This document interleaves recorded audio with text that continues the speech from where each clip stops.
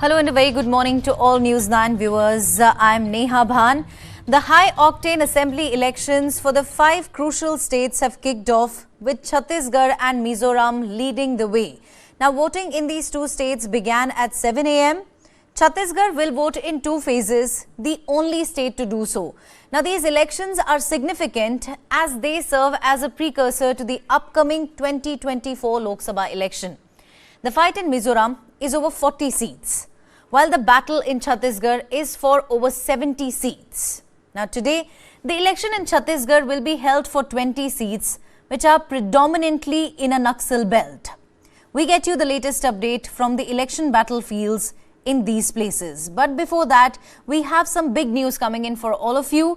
One Jawan of CRPF Cobra Battalion has been injured in an IED blast that was triggered by Naxals in Tonda Marka area of Sukma. Now the Jawan was deployed for election duty. Chhattisgarh continues to deal with the Naxal menace. Now here, one Jawan of CRPF Cobra Battalion has been injured in an IED blast that was triggered by Naxals in Tonda Marka area of Sukma, and the Jawan was deployed for election duty. Do remember that today is the first phase of the Chhattisgarh election. 20 seats are, in fact, Chhattisgarh is the battle in Chhattisgarh is for 70 seats, but today the election in Chhattisgarh will be held for 20 seats, predominantly in a Naxal belt. Now here we have this particular piece of information coming in. The government there, the election commission in fact decided that it would be wise to first conduct the elections in the Naxal hit areas, the Naxal prone areas, but unfortunately there one Jawan of CRPF Cobra Battalion has been injured in an IED blast that was triggered by Naxals in Tonda Marka area of Sukma. Now let's also kind of tell you what exactly has been happening in Mizoram, so to speak. If we have to switch our focus, what are the issues which are likely to have a major impact on how people will vote in Mizoram? Now, recent violence in the adjoining state of Manipur is likely to have a spillover effect in Mizoram as well. The ethnic violence has led to an influx of refugees into Mizoram, and most of these refugees belong to the Kuki, Zomi and Hamar tribes, which is the same ethnicity as the people of Mizoram.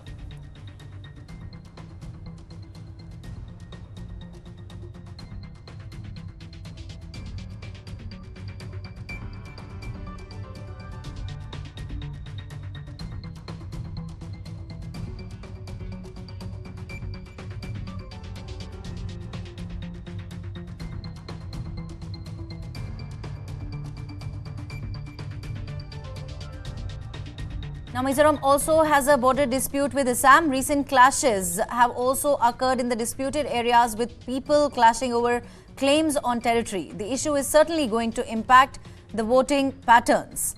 Drugs are also an issue in the northeastern state. Illegal drug transport, especially from Myanmar, is a big problem. The ethnic violence in neighboring Manipur has led to around 12,000 refugees coming into Mizoram.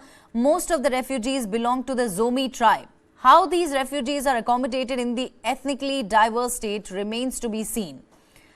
Let's now take a look at some of the key faces contesting in the Mizoram election. We have Chief Minister Zoramthangma from the MNF party. Zoramthanga became as Chief Minister in 2018, marking his 3rd term after the MNF won 27 seats with 38.4% of the votes. He had previously led 2 MNF governments from 1998 to 2008. Now, another key leader is Zoram People's Movement leader and the party's chief ministerial candidate, Lal Duhoma, who's the former IPS officer, resigned from security service to join Lok Sabha as Member of Parliament from Mizoram in 1984. Now, Mizoram Congress Committee Chief Lal Swata was fielded from Aizawl West 3rd. Lal Swata secured a win at the state elections in 2008 and 2013 from Aizawl East 2, but lost the seat in 2018. The Congress nominated Lal Sangrula Ralte, a first-time candidate, to run against Chief Minister Zoramthanga in Aizawl East 1. Now, Robert Romavia Royte is the Minister of State in charge of Sports and Youth Services, Tourism and Information and Communication Technology.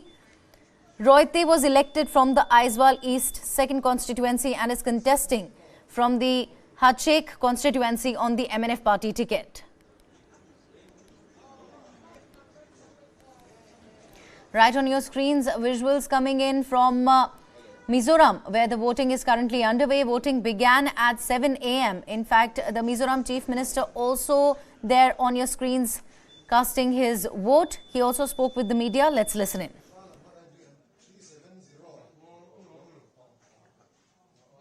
Even with the onslaught of the COVID, in which all over the world there's a great problem, we have fought more or less successfully against the COVID.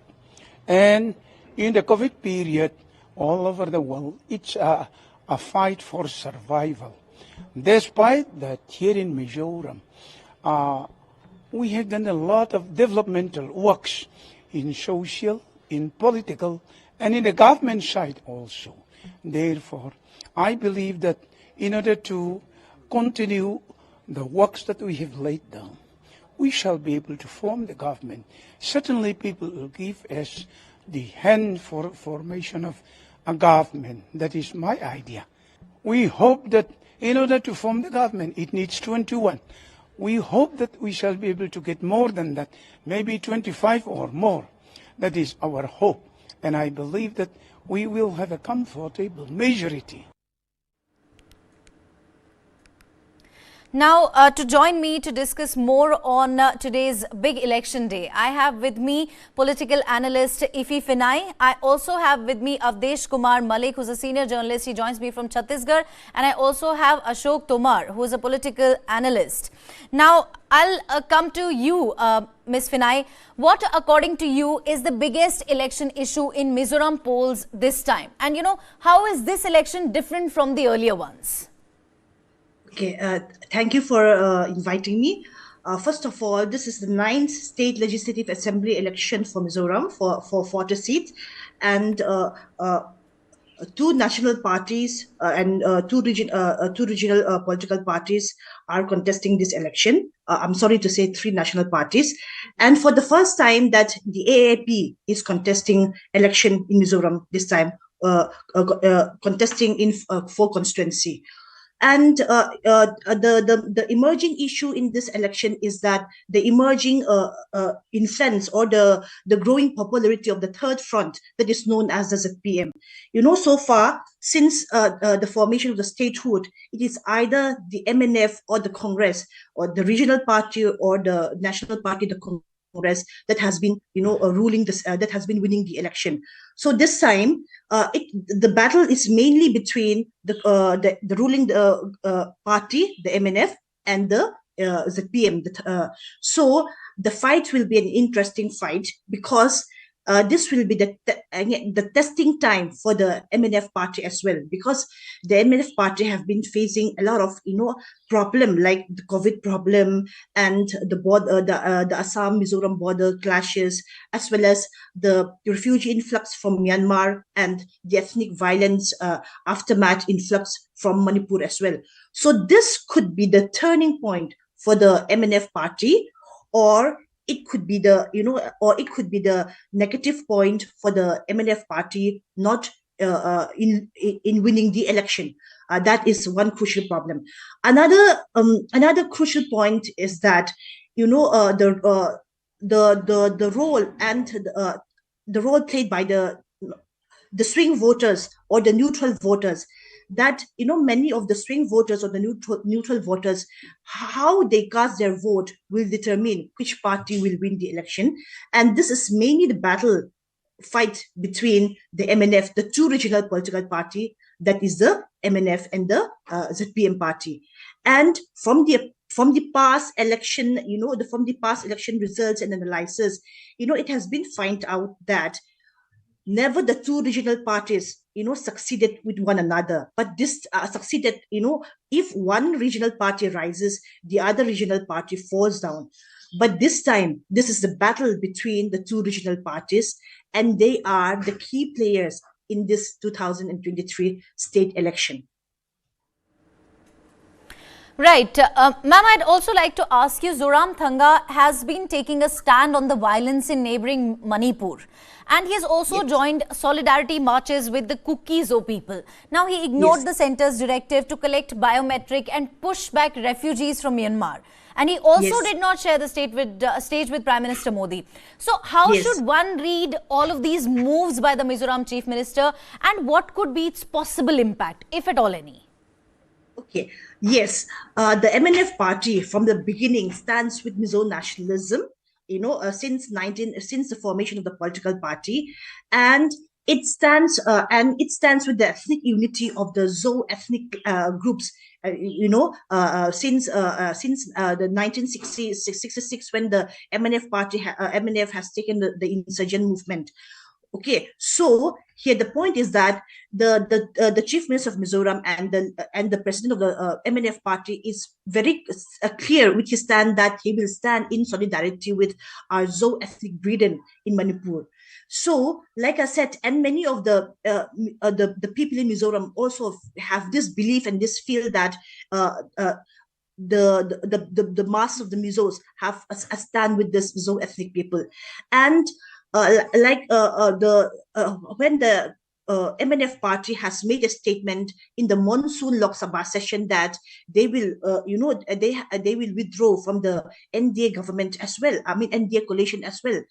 This will, seeing from the mass perspective, seeing from the the common people perspective, this can have a positive impact towards the voters, seeing that that was done in the month of September, seeing that election is happening in November.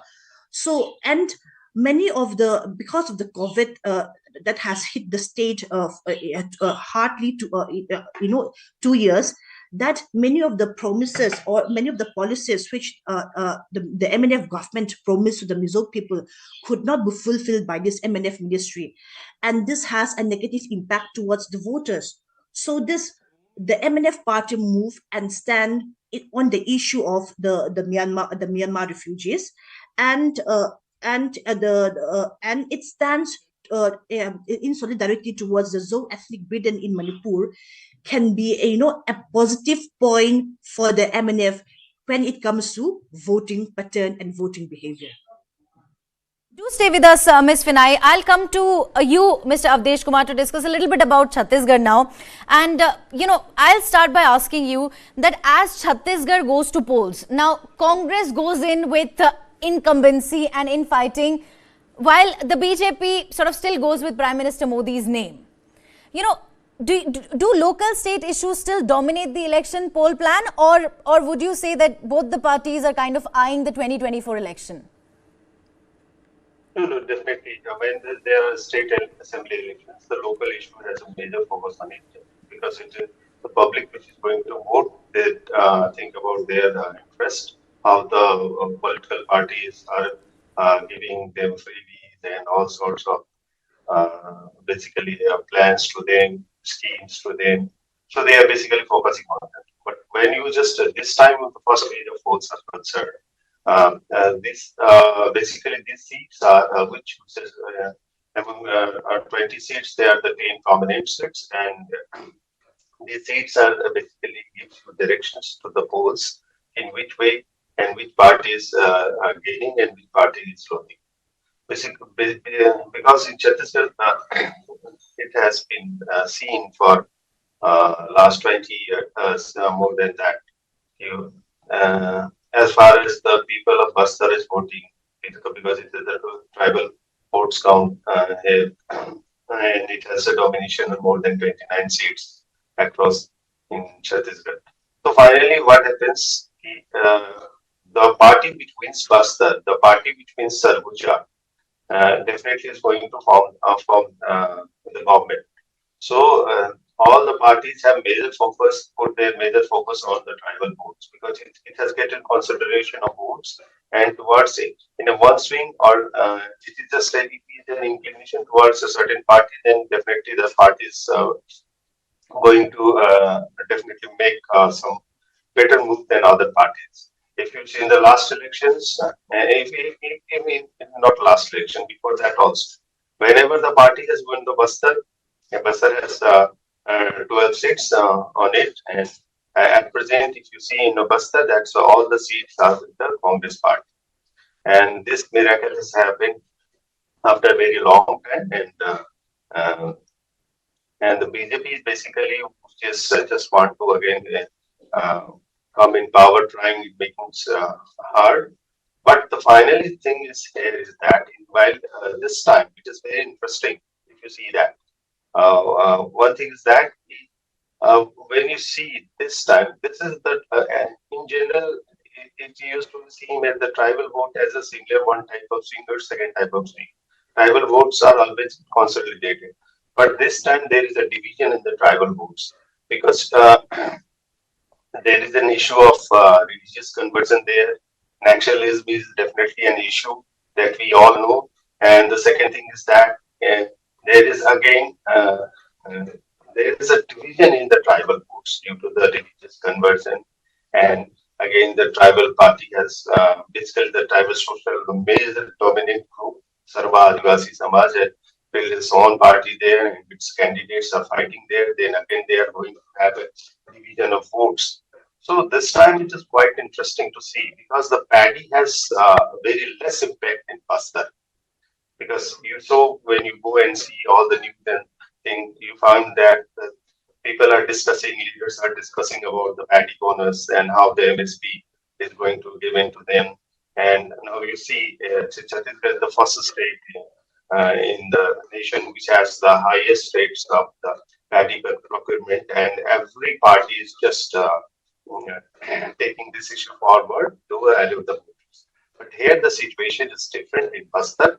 Bastar has the less paddy grounds. So again, paddy is not making move. Then they have basically the parties have just moved about the forest produce because the majority of the areas or the people living in the area are the forest dwellers. So they are making focus on that. Apart from this, in that situation, in that field, there several ministers are also fighting. I'm just taking the few names of them. Uh, the first is the Kawasi Lakh, which is very known in the news media about his the actions and the statements. He's several times just been the controversial statements in the media, and finally he's facing little bit very tough situation in Sukma because the BJP has on cadre roots there, and second one thing is that the converted Christians have formed a party there, and they have fielded their own candidates, and there is a chances of the division of the Congress votes there. And finally, I've already mentioned the BJP is on votes, and second, CPI has a very good strength there. Manish Punjab is fighting. So again, there are chances that if Manish Punjab get a better support in the rural areas and the remote areas, then finally the Lakma has to face some difficulties. And the second one, the case is about again the one minister, that is Mohan Markam, which is just fighting in Kondagaon. Then he has to again facing the anti-incumbency factor. The one thing is that in the very last hour, the Congress has given an opportunity to make him a minister. So earlier he was a Congress president, but despite there is a strong anti-incumbency wave was filled in that area. Apart from this, if you just shifted from these areas from the Bastar, then the three times Chief Minister Raman Singh is fighting there. And against the Raman Singh, it was first time it has been seen that Congress has given a very weak candidate, that is Girish Devangan, and he is a very close ally of Chief Minister Bhupesh Baghel. So the people are questioning, and the political analysts are also just questioning why this move the Congress has made there. So definitely, in comparison to the Raman Singh record and his strength there, his face value and place value, all Girish Devangan seems to be a very weak candidate. Something just like that is in a walkover already given for the Raman Singh, and because the Raman Singh had given the chance in the first phase, so he had ample of time to get go in the second phase and make this many votes there. Because again, despite there are several rumors that Raman Singh has downsized in the BJP in the last about the when the tickets distribution of the last phase, it was seen that Raman Singh has again shows his cards, and finally he has retained the power. In some way, the power is retained by it because the majority of the cases which has been given tickets are very close ally of the Raman Singh. So again, here is a three times chief minister is fighting with the Congress close ally. People are just also seeing this as the Raman Singh versus the Bhupesh Baghel left hand fighting there. And third was about just after if you are just shifting from the tribal areas, there is one constituency called Kavarda. And it has. Avdesh, do stay with us. In fact, we're also getting a few reactions. We have Mr. Kawasi Lakhma, who is the Minister of Commerce and Industries of Chhattisgarh, who have spoken to the media. We also have Chandan Kashyap, the MLA, and we also have a collector who has spoken with the media. Let's take a listen. हमारा मुद्दे छत्तीसगढ़ में विकास, विश्वास, सुरक्षा, शांति पहला मुद्दा है। आज बस्तर बदल रहा है। बस्तर में यहाँ खड़े हो नहीं पाते थे। आज बस्तर में हम लोग काला झंडा पहने आते थे, रोडे काटते थे, झाड़े पेड़ों काटते थे। आज शांति है, शांति।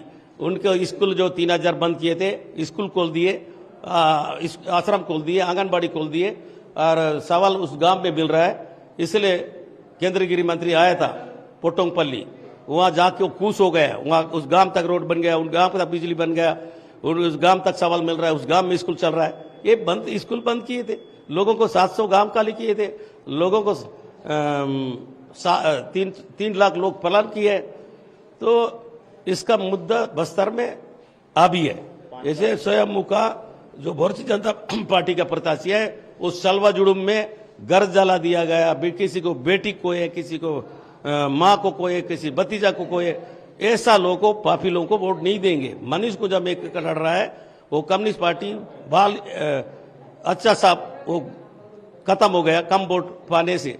इसलिए जनता उसी को जानते थे, यहाँ के आदिवासी लोग उसी को जानते थे। उसको सीन खत्म होने से पहले हार चुका है। मैं जनता से ये अपील करूंगा कि अधिक से अधिक मतदान करें और अपने मताधिकार का उपयोग करें। देखिए 2018 में जब कांग्रेस सरकार आई, तब से लेकर आज तक विकास हुआ। सबसे पहले बता दूं, बीजेपी के यहाँ भानपुरी विधानसभा में था, और जब से होश संभाला 71 से मैं, तब से एक ही घर में देखा तीनों बाप बेटा को। तीनों बाप बेटा मिलके भी भानपुरी तहसील बना नहीं सके, और मर्दापाल तहसील नहीं बना, कोका मेटा तहसील बना, और छोटे तहसील नहीं बना।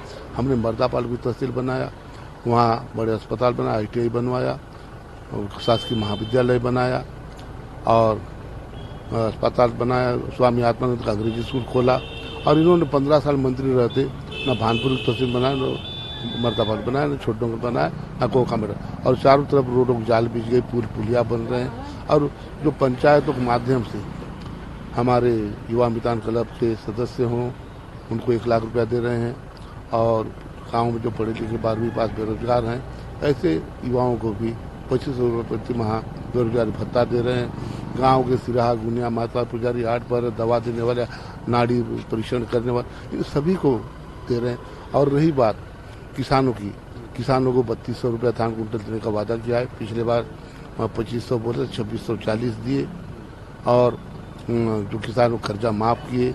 और अभी तेंदुपत्ता का भी 4000 रुपये किए थे पिछले साल सरकार ने।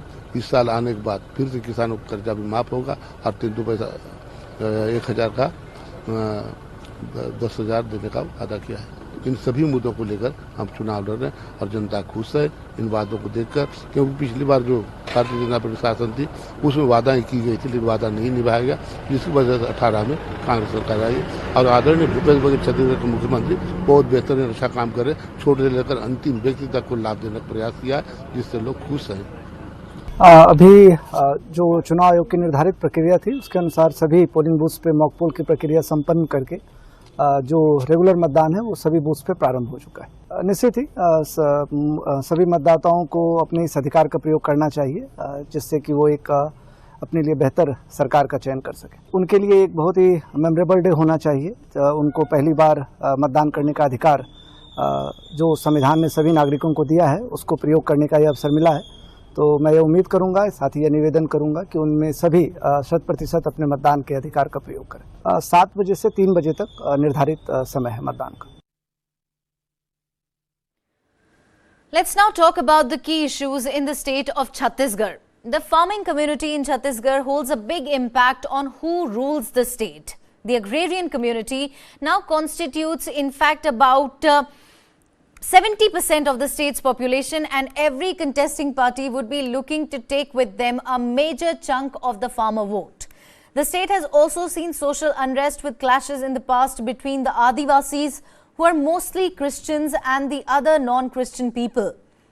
The OBCs form 52% of the population in Chhattisgarh, and they've been demanding that reservation for the OBC community be increased to 27%. How the OBC community votes would be a key deciding factor as to who wins the state. Corruption is also a major issue in the state. There are allegations of nepotism and favoritism in the state civil services. The Congress has introduced several pro-poor welfare schemes in the state, which are likely to challenge the BJP's pitch for big infrastructure development. Now, at this time, I'm also joined by Mr. Ashok, who's a political analyst. Thank you very much, Mr. Ashok, for joining me. I'd like to ask you, there's a point that I mentioned where I said that how the OBC community votes would be a kind of a key deciding factor as to who wins the election. Would you like to elaborate on it a bit more? Do you think that is indeed the case?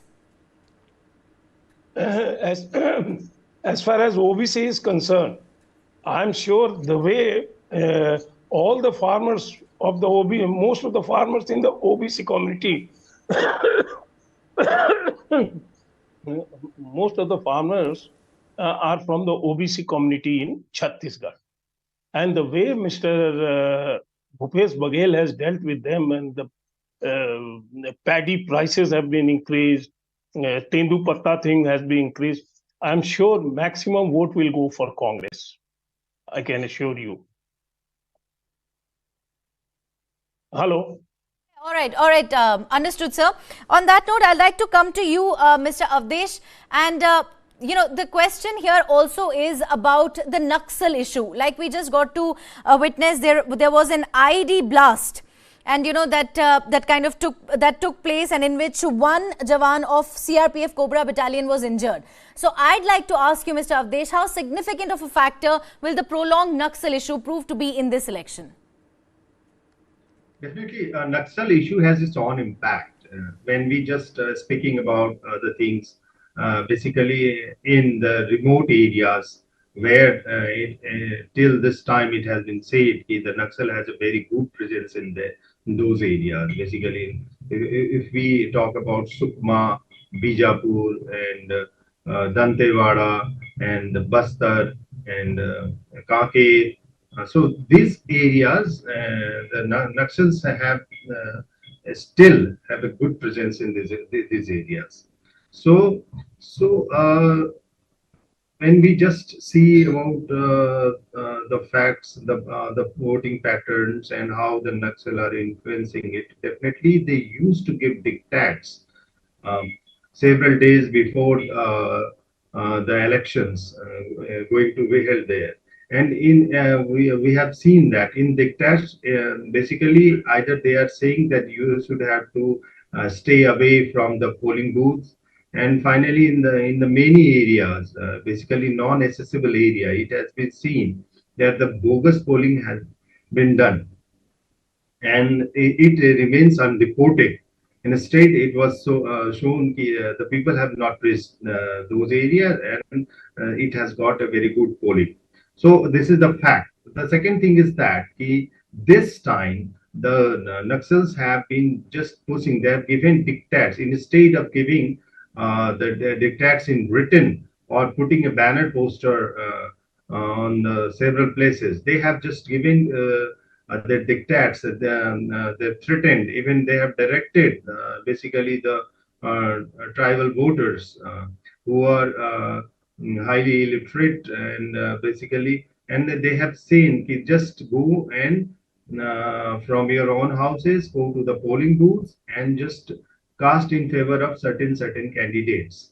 These things is all earlier also these things have been seen, but this time they have not issued any written diktat in that context, especially in this when we are just speaking to some of our ground reporters in Sukma and Konta and Bijapur areas, and they told certain diktats has been given by the Maoist guerrillas, so go and support certain candidates.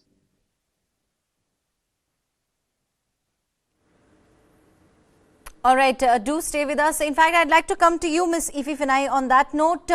I'd like to ask you, would you agree that Zoram Thanga has managed to sort of deflect anti-incumbency, to some extent by taking such positions on the Manipur violence? And also, do you think there is less criticism of an MNF now for having partnered with the BJP in Christian-dominated Mizoram?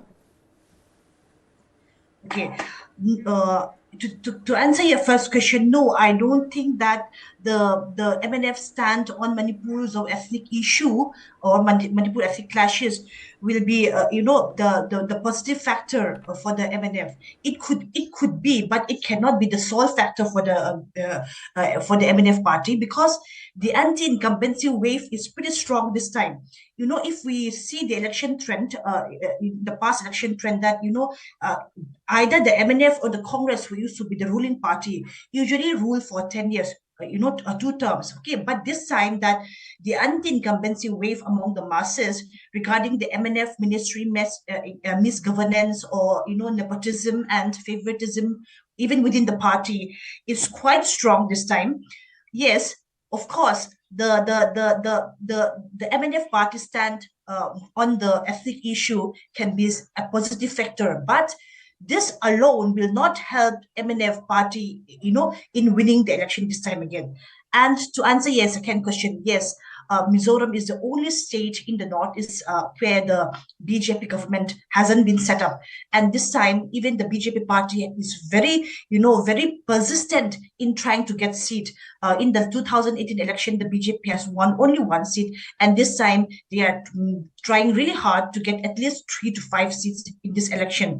And the stronghold of the BJP in this election is towards the Autonomous District Council, the ADC areas in the southern part of Mizoram, and in the western part of Mizoram, where the minorities, the Brus, the Chakmas, and the Maras are present there.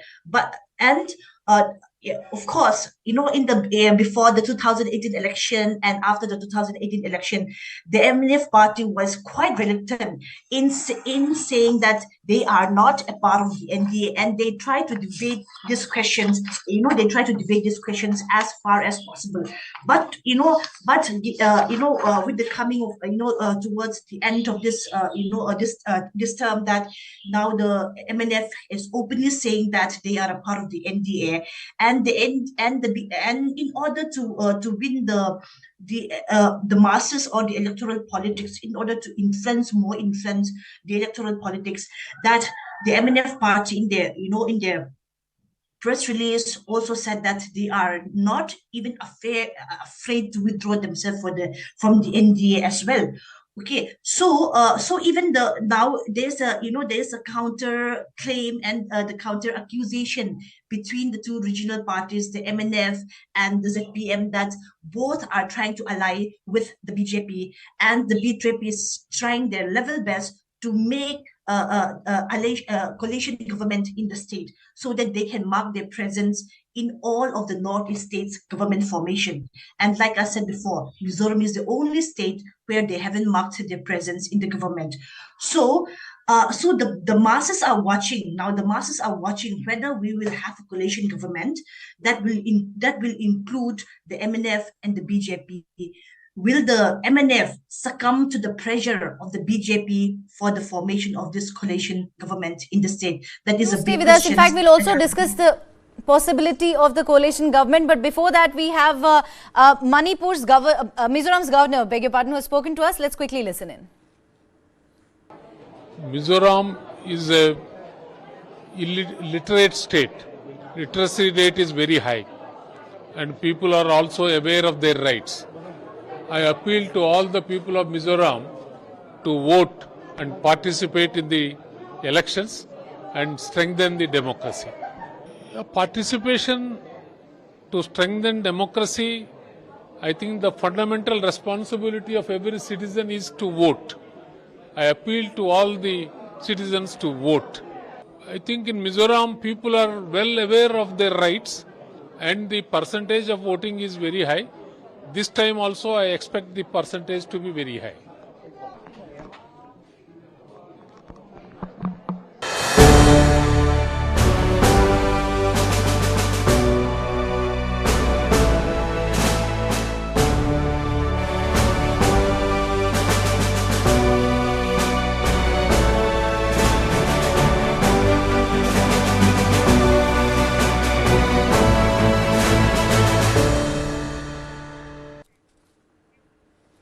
Coming back to you, Ms. Ifi Finai, you were talking to us about the possibility of a coalition government. Do tell us more about it. Yes, possibility as in that, like I said, the BJP now is trying their level best, and there's a counter accusation from both the contesting parties, the MNF and the ZPM, that both the BJP is bargaining with both the political parties in having a possibility of having a coalition government.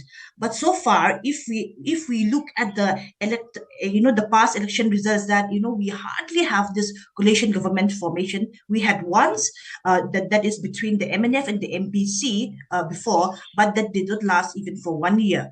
So, but that there's a general fear among the masses that the BJP has seen as a anti-secular party, and that has been the selling point of the Congress in this election, saying that the Congress says that they are the true secular political party in India, and that they could protect the interests of the Christian Mizo minorities in the state. So now, like I said, there's a fear, there's a fear among the masses of the kind of anticipation among the voters that if the BJP has come into power, or if the BJP is a part of the government formation in this coming election, that the concept of secularism will be neglected in Mizoram.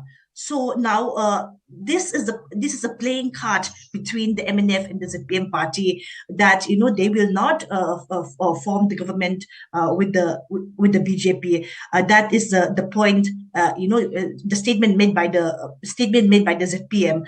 But the MNF, on the other hand, hasn't said clearly about whether they will still be a part of the NDA, or they are even the ZPM are accusing the MNF, saying that the MNF hasn't made their stand clearly whether they have withdrawn themselves from the NDA or they are still a part of the NDA. So there's a speculation and anticipation among the masses that if suppose the BJP has one more seat than the 2018 election, that will they bargain themselves into the formation of the government is a big question in the state this time. Right. Do stay with us, Ms. Ifi Finai. Now, let's also talk about some of the most prominent leaders contesting in the elections in Chhattisgarh. The incumbent Chief Minister Bhupesh Baghel is contesting from Patan constituency and will be looking to get a second straight term in office. Former Chief Minister Raman Singh has been given a ticket by the BJP from the Rajnandgaon constituency, and he will be looking to be back in the Chief Minister's chair after having been at the post for 15 years in the past.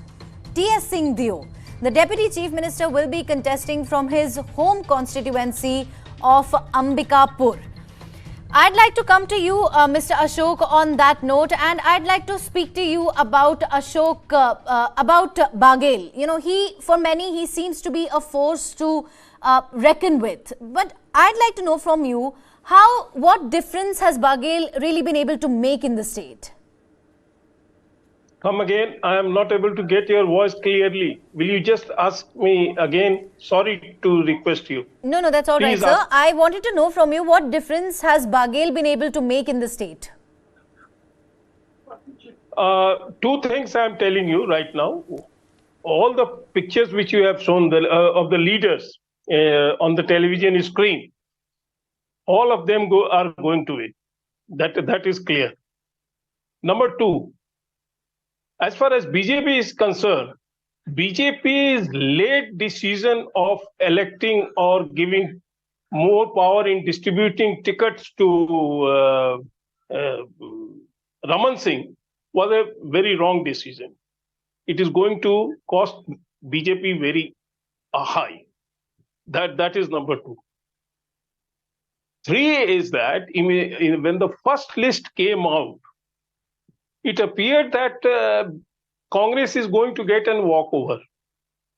But as gradually BJP consolidated itself and made some good decisions, booth level meeting, which is going to help them. But at the very outset, let me tell you that BJP is going to have double the seat which it was having in the last assembly election. It is going to have double the seat. It may even increase that. That means in the last election assembly, it has 13 seats. 26 very easily BJP is going to get. I am adding another 4, 30. 30 seats for 30 seats, BJP is having no problem.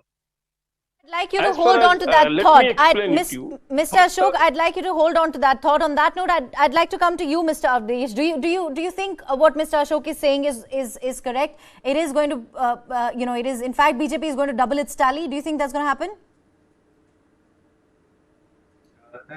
Can you repeat your question first? I said, do you agree with the statement that's been made by Mr. Ashok just now? Do you think the BJP will double its tally?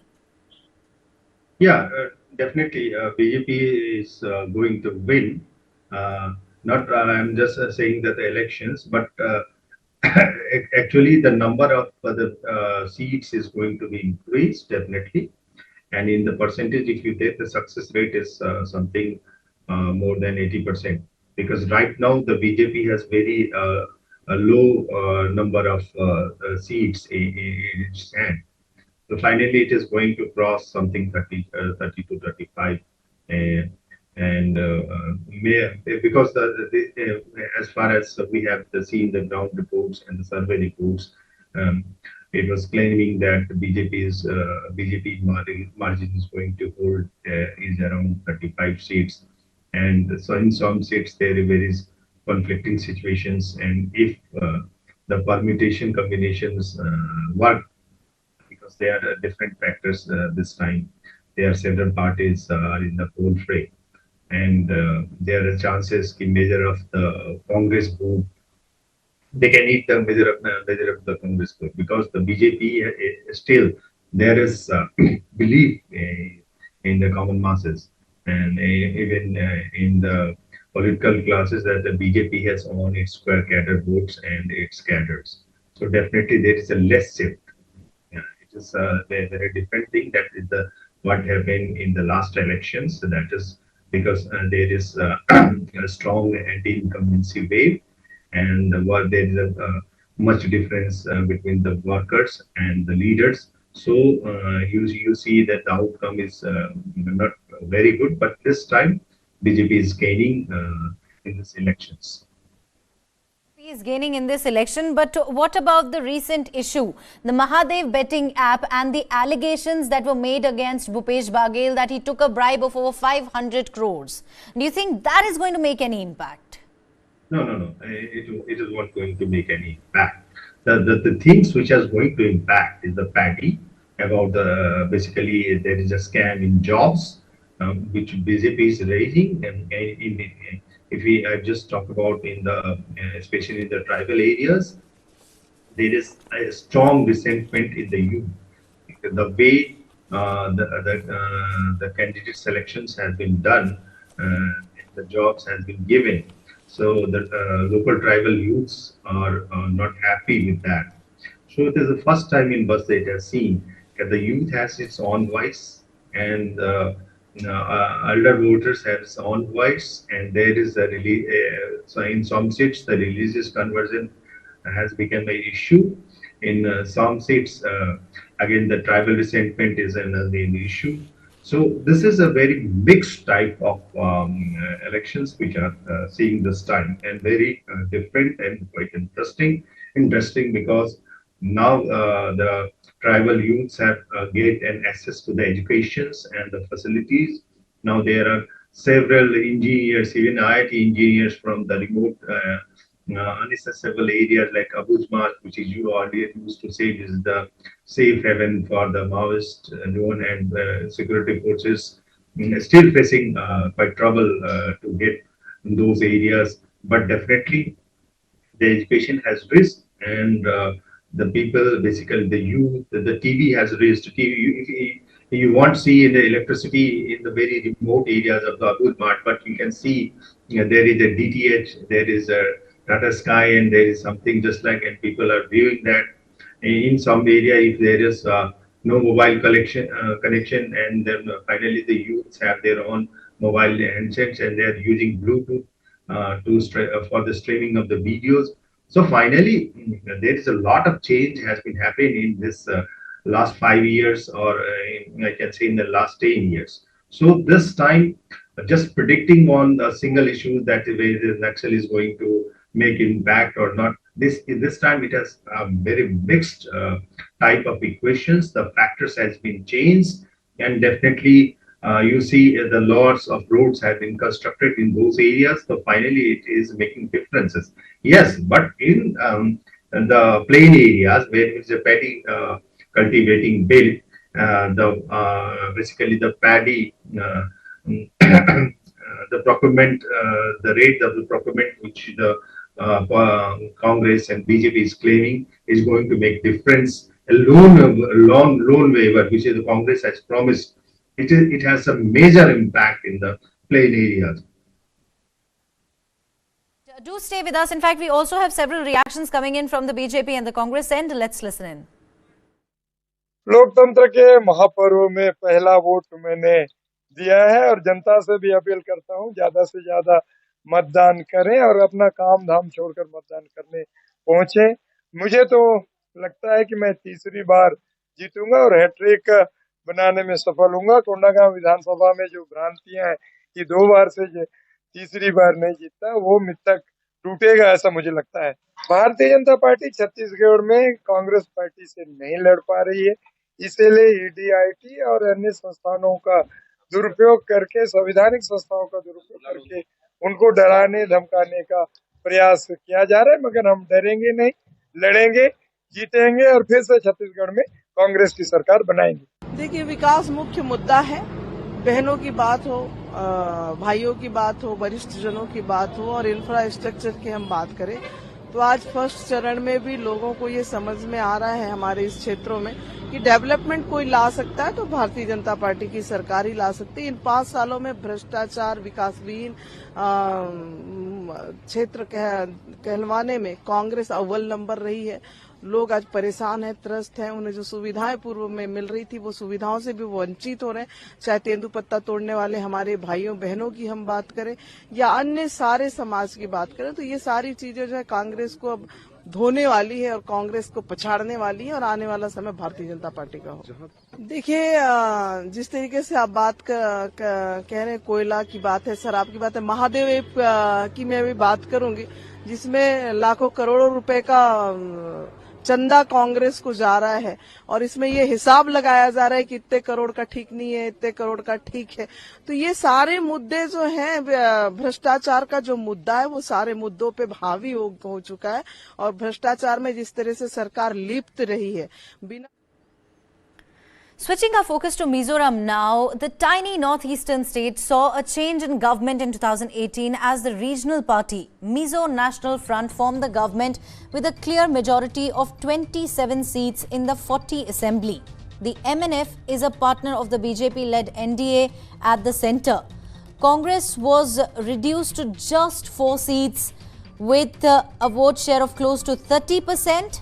This was a slump of 30 seats from its seat share in the 2013 Assembly election. Now, the currently ruling MNF had just got 5 seats back in 2013. I'll come back to you, Ms. Ififinai. Traditionally, a two-party system has existed since the state gained statehood, with Congress and MNF primarily being the two parties in contention. However, the Zoram People's Movement has been gaining ground. Even in the last election, the ZPM secured more seats than the Congress. Where does the ZPM stand, according to you, in this election? The ZPM has gained a strong popularity, and the popularity it gained has grown, in a big leap this time. That, the electoral politics is no longer a bipolar electoral politics. It has been, fight from 3 angles. And now the National Party, the Congress Party, has been reduced as a, third in the third position this time. The main fight is between the ruling MNF party and the ZPM party. The ZPM in the 2018 election contest fought the election as independent because they could not gain recognition from the ECI at that time. But this time they fought as a recognized registered political party. So one of the reasons is that the ruling Congress party at the time, from 2008 to 2018, that there was kind of an autocratic rule. I mean, it was alleged that the then chief ministers Pulat Hanhola's Congress party domination and the government domination was not for the masses' favor, but for the favor of a few of his close allies, and that disappoints the people a lot. And this has still an effect in this election as well. That many of the masses or the voters have lost their trust to the Congress party, and they have lost many of their party workers and supporters as well. In the 2021, that the Congress has changed their leadership, but under the leadership of Pusota, a veteran senior politician, and the chief ministerial candidate of the Congress party. But they, compared with the ZPM, that their influence or their popularity among the masses is very low. But the ZPM this time, with their slogan of Kalpungthar, that is a new way,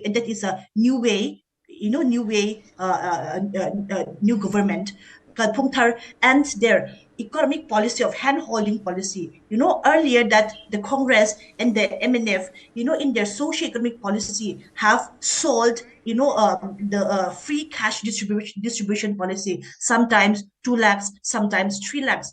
But the ZPM this time has made it clear that they are against the free cash distribution policy for the economic upliftment. I'm sorry to interrupt you, Ms. Ififinai. Actually, I'm short of time. I'll quickly go back to Mr. Ashok, who joins us from Chhattisgarh. Mr. Ashok, on an end note, I'd like to ask you, Congress has promised to carry out a caste census in several states. It is in power. Will the caste census also be a factor in Chhattisgarh? I doubt. I don't think so. You see, having said this thing, let me tell you 2 things. Just now you say we had a talk on corruption. Rest assured, corruption is not an issue anymore. Even the literate, the educated person in Raipur city itself, they support, they share their views with the most corrupt politicians of the state. I have seen it personally. So when educated people are behaving like this, I am sure that the villagers who are illiterate will have the same feeling. So as far as corruption is concerned, I don't think it is an issue. Second, we had a talk about Naxal problem. When was it not? In the last election, the Naxal problem was there. Prior to that also Naxal was, it is for the last 30 years, this problem I am seeing here. But did it make any difference? Did it stop any election? Did any one of its candidates win? So please, my view is that Naxal is no longer a problem. Now, the third thing which you wanted to ask, please do ask me. I'll tell you. About the caste census. Hello. Will the caste census also be a factor in Chhattisgarh is what I asked you, sir.